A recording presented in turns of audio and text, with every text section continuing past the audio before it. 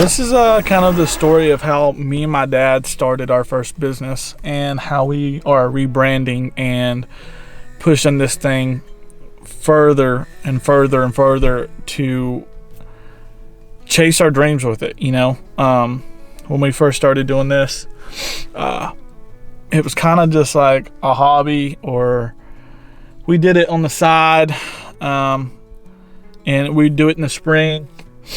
And now it's like, I really feel that we need to pursue it full-heartedly. And so this is us giving our best shot at this. So we've started a call business where we will be selling turkey calls, deer calls, duck, coyote, everything. We make it all in-house, by hand selected wood.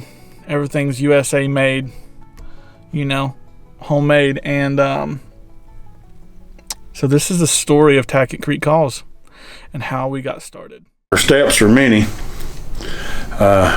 We go pick out our wood. We do cabinet grade wood, and we take a moisture meter, and it's got to be between 8 to 12% moisture. And we bring it back here, and we'll let it acclimate to the weather. It's very important that your wood acclimates to the weather.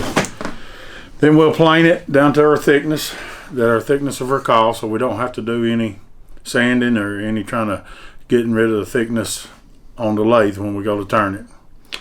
And I will cut them out. I actually cut them out with a bandsaw. As you can see, it's not perfectly, but that's how I do it. That's how I want it to be done. Then it'll go in. After that, it'll go in to this, which will be on the lathe. And then sometimes we might have to sand it down a little bit to get it in there to fit. Then I'll tighten that down. Then I'll start gutting the call out.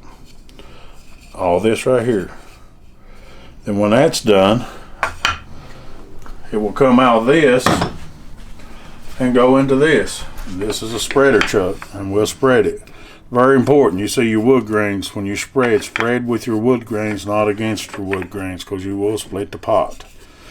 This is a cherry pot. It's a very pretty cherry pot. And our dimensions, I go by our dimensions. Everything I do is a millimeter. I go by the caliber, but I've done so many I can about look at it, but I always check. And from start to finish, this will go to a laser, but when it comes back, it'll go on another lathe for a final sand inside and out and cleaned.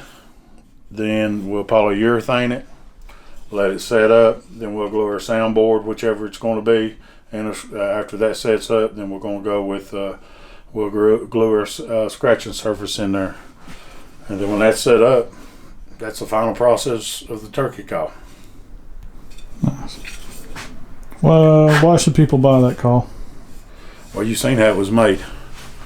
And I've been making them for quite a while, and I've made many, many of them. And a lot of them got threw away when I first started making them. The reason I started making calls because I couldn't find a call I liked myself. And a friend and I was hunting back in Tackett Creek, one of my favorite places to hunt. And we was working a bird, and the bird just left us.